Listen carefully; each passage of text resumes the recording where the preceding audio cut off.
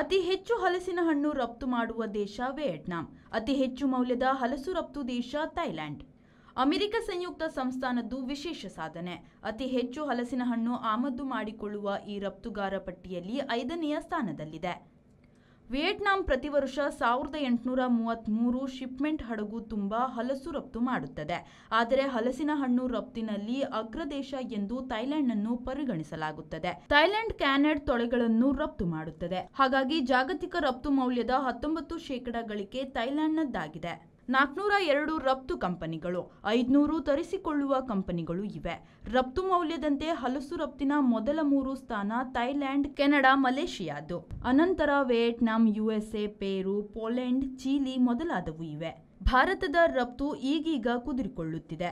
ಅತಿ ಹೆಚ್ಚು ಹಲಸು ಆಮದು ಮಾಡಿಕೊಳ್ಳುವ ದೇಶಗಳು ಎಂದರೆ USA, ಸಿಂಗಾಪುರ, ಆಸ್ಟ್ರೇಲಿಯಾ.